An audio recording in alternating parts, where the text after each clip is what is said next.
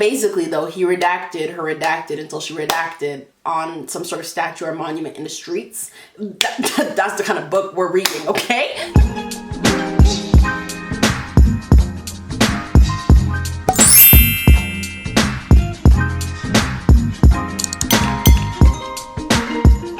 Today's video is supposed to be relatively short. I'm gonna do a quick book review on Get a Life, Chloe Brown by Talia Hibbert. I absolutely love listening to it. So if you're looking for anything negative, this is not the place. This is not the place nor the time. So I want to get into this book review. We're also gonna talk about a couple things. I feel like I wrote them down somewhere. In true NATTGEE Reads fashion, we're obviously gonna talk about other things because I don't like really giving book reviews and spoiling the book because I feel like then what's the point in you reading the book? I'm now taking money away from the author and I'm spoiling an experience for you. What I like to do, if you're new here especially, is I like to talk about things and relate the text to like us. This is girl time, this is girl chat. So let's get into some girl time. So if you wanted to get into today's girl chat, NATTGEE Reads book review of Get a Life, Chloe Brown by Miss Talia Hibbert, then just scroll down, hit the subscribe button, join the NATTGEE gang, and let's get into this video. So before I begin, I just want to say that this video is for those who are 18 plus.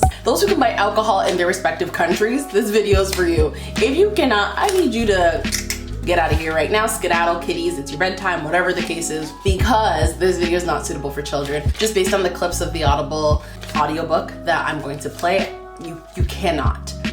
It's not. So I did want to say that up front and have that conversation and let you know that this context and the conversation is going to be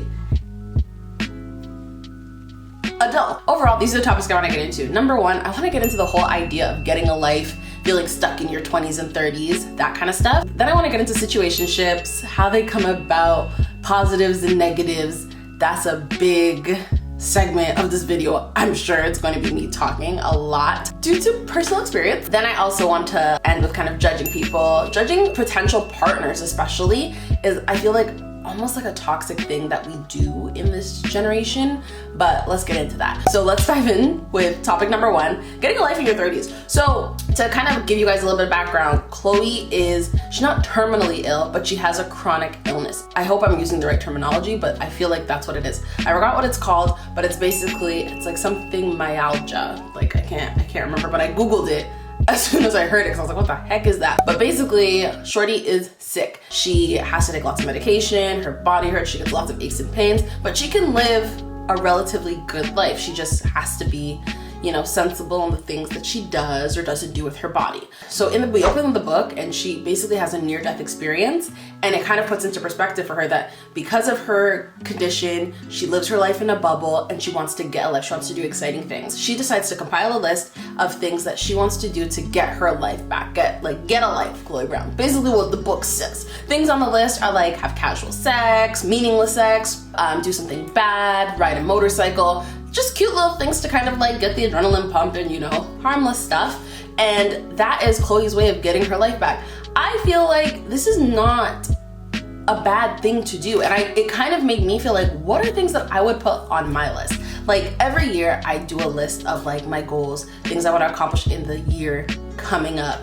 And I feel like I'm very much so like Chloe. So that's probably why I like this text. So as much as she was an annoying character, I loved it because I'm like, she's so much like me. I'm literally like that. I don't have a chronic disease, but I am very much so a listicle person. Like I like to make lists for everything. When we go to the grocery store, list. Every year, my quote unquote resolutions, make a list. First of all, at work, whatever I'm doing for the day, I make a list.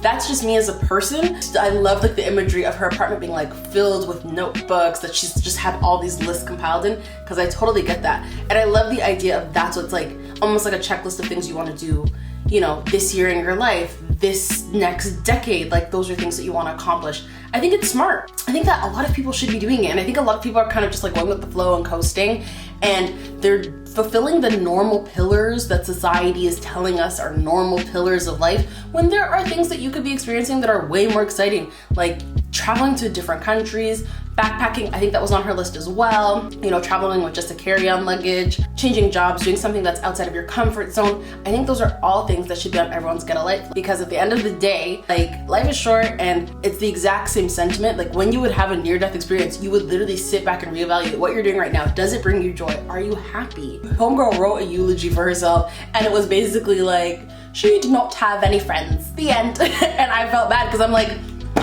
she didn't have no friends, she didn't do nothing. That is the greatness in the list, is that you're giving yourself goals of things you want to accomplish and set reasonable time frames for them. For your money to get right, for the time to come, to be out of the panoramic, all that stuff. So to me, I totally love the idea of getting a life, no matter what your age is, and deciding that, you know what, I want to shake shit up. Period. And let's move into situationships, because I'm already seeing that I'm eating up a lot of time and I want to spend a lot of time on situationships. So Redford Morgan, her mysterious, sexy neighbor who she recruits to help her with her list. A spoiler, but it's not, because it's kind of implied. Like, once you have like 2 characters in a synopsis, you automatically assume that they're probably gonna come together. So this is a spoiler. They definitely have a situationship that's gonna start. And what that makes me think about is a lot of people, when they have situationships or when a situationship is presented to them, they almost like don't want to acknowledge the fact that the situationship is in the room. Like, it's very odd. Like, 2 people are clearly flirting and clearly have chemistry and clearly meshing, and like that line where he says like, let's not make this complicated, and she's like, let's not make this complicated, let's just have casual sex. I have no problems with 2 people that want to have casual sex having casual sex. However, there was a lot of chemistry, a lot of flirting, a lot of back and forth. Plus, you guys live relatively close. So if you think about all those things, mixing them all together in the little bowl of the situationship, I feel like, why would you say that you don't want more? Is basically what I'm trying to say. If an opportunity presents itself to get a little more, then get a little more.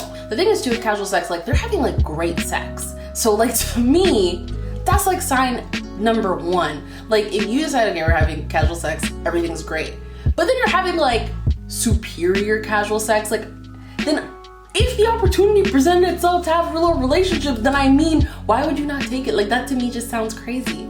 Like, listen to this, I'm gonna play an excerpt of a sex scene. My turn. Tell me. I want to see you. Right now. In the light. I want to see how you look when you're so turned on. It's making you shake. He was right, she realized. She was shaking. Oh. I want to put my hand under your skirt and feel how hot your pretty cunt is. But I bet you wouldn't let me do that in public. When I picked up this book, I didn't know it was all this. I saw the word sexy and I was like, okay, cool, contemporary romance, cool. But I had no idea that it was NSFW, and I don't mind it. Like, to me, I'm a prude, but I'm not that kind of prude. Like, I don't say I love sex scenes, because that just makes me sound like I love porn or I have an addiction or something. But I definitely enjoy the layer that sex scenes add to like television and books, because it's realistic. So to me, I love that. Basically though, he redacted her redacted until she redacted on some sort of statue or monument in the streets. That's the kind of book we're reading, okay? But yeah, the thing is with casual sex is that a lot of times you're having like this kind of experience with someone, and you don't want to admit that you're actually really stupid into them. So it's like this whole stupid, too cool for school mentality. Like, it's like, nah, you actually gotta learn something. like apply what you're seeing and what you're feeling, and go through with it. Experience the moment, because it could literally like pass you by. In Chloe's case, we get into her past traumas, we get into her past history, so we kind of get more of an understanding as to why she is the way she is and why she does not want to engage in Redford Morgan at all. However, I feel like obviously it goes hand in hand with her whole get a life list. You need to take risks in life. Like, I'm not saying ask out every person you think is good looking, those kind of risks in odd places, or people that look like they're with like spouses, or people that you barely know. But I'm saying when you talk to someone and you kind of get a vibe, like, don't be afraid to put yourself out there. And someone receiving this stuff, and I think that's something that we need to condition everybody to get used to. If you're a receiver of this kind of things, learn to let people down gently and not make it awkward. Like, because I think that's what everyone's afraid of is, okay, so if I put myself out there and they're not interested, then everything's gonna get weird. Why does it have to get weird? Like that is what I'm missing in all of this. Situationships are fun and can really work for a lot of people. The casual sex is fun and can really work for a lot of people. However, if there's a point where you both aren't on the same page and you need to have that conversation, have the conversation. I don't understand why people are kind of like afraid to be like, oh wait, my thoughts have changed. My eyes have changed. Sorry, Drake just kind of slipped into me for a second. My thoughts have changed and now I want a relationship, or my thoughts have changed and now I want to stop this. It's like, it's very hard for people to vocalize what they really want, which I find is very interesting.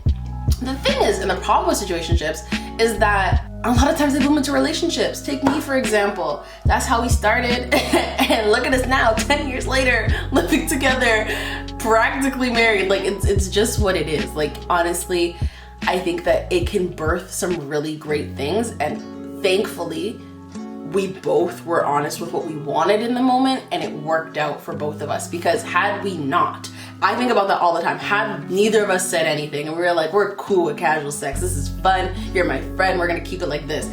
Had we not said anything, we'd miss out on our life. That's insane to think that I would not be living the life I'm living right now if I didn't take that chance. That's crazy. Like I can't. And I sincerely mean that to every aspect of my life, from the house I live in, to what I do, YouTube, my job, like none of that would happen if I didn't take that chance. And that's a story for another time. If you really want to know how they're linked and you want a little bit of like relationship history between me and Tyler, like how exactly every decision we've made brought us exactly where we are right now, I can certainly give you a good little story time. So let me know in the comments down below if you want something like that. But it's like, there are so many points where God, I'm sorry if you're not religious, but for me, God knew what he was doing. Like he was like, so here's how this is gonna work. You either pick person A or you pick person B. If you pick person A, this is what's gonna happen. You pick person B, this is what's gonna happen. I truly believe that.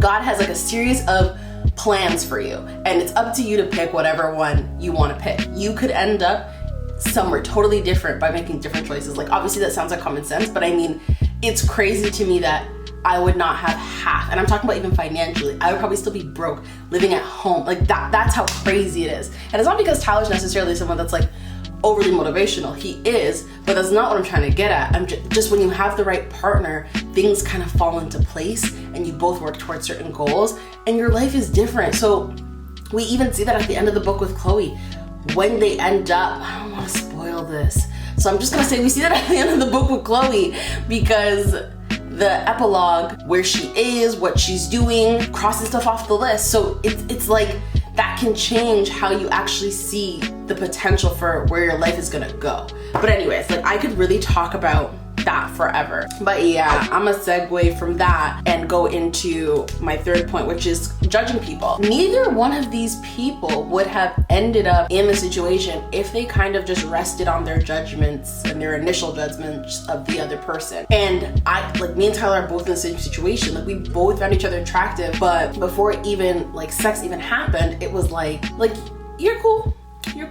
That would have been it. Here's the thing. I would just say a lot of people judge people like super hard, like super critically. And I think right now we're in the era of judgment. Like I feel like that's all I'm seeing or hearing. And it's kind of like, to me, if it's not for me, I don't have nothing to say about it. Like, but there's a lot of single people that are really harsh with the things that they say. And it's kind of like, but you could be missing on a whole good ass person. Like, I'm not saying sacrifice things that are non-negotiables for you. If you feel like there should be a certain height, a certain complexion, a certain whatever, it's kind of like you need to learn like that's just, it's not what life is about. And let me get on my pulpit real quick, because at the end of the day, when I met Tyler, he was a skinny little Guyanese kid. He was small, much shorter than me. And he was very quiet, and I'm very loud, if you guys can't tell. And to me, totally outside of who I ever imagined myself with. I imagined myself with like a jock, loud, I don't know, person. And I always saw myself dating someone who was either like Jamaican or white. Like there was no other countries to me. Like in my mind, there's no one else. So, but had I gone based off those judgments, I again would not be in the situation, which is what I'm saying. It's crazy. You gotta let this stuff go, guys. Like you gotta let it go. You gotta realize that. To me, I think that there are certain things that are important. And to me, what's important are things like your ambition. And this might sound materialistic, but what your pocket is saying as well is something that's non-negotiable to me, because I'm not saying you need to be a millionaire, but you cannot be broke. And there's one thing, living to paycheck, like that to me, I don't even think that that would be a problem to me as much, because I understand depending on where you're living, it might be difficult for you to actually like save up money. But as long as your finances are good, you're not in debt, like, and you're making decent money and you have a stable job, then that's something that to me I understand as a non-negotiable. But all these like physical attributes or even like classes attributes, I think those are things that we need to learn to really just kind of like silence, because you really could be missing out like on a whole human who is made for you. How insane is that?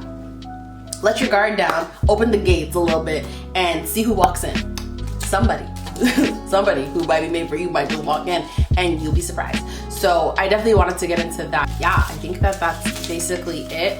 I don't want to talk too long because y'all stop watching when I talk too long, so boo. Overall, I love that the book really addressed things that like 20-somethings are going through. Unpacking past trauma. I love that they got into therapy and how important that can be for some people. Like, some people really need to let stuff go. To me, I highly recommend you read this book. NATTGEE Reads rating, 5 stars out of 5 stars. With that, I think those are my final thoughts, and let's wrap up this video. Thank you guys so much for watching this video. If you did like it, please give it a big thumbs up. Comment down below if you've read this book. I've actually bought the second and third books. It's a sister series. Each book is one of the Brown sisters. So the next one is Danny Brown, the last one is Eve Brown. So let me know if you've read any of the other books. So subscribe to me, it's gonna pay my bills one day. Thank you so much for watching, and I'll see you in my next one. Bye.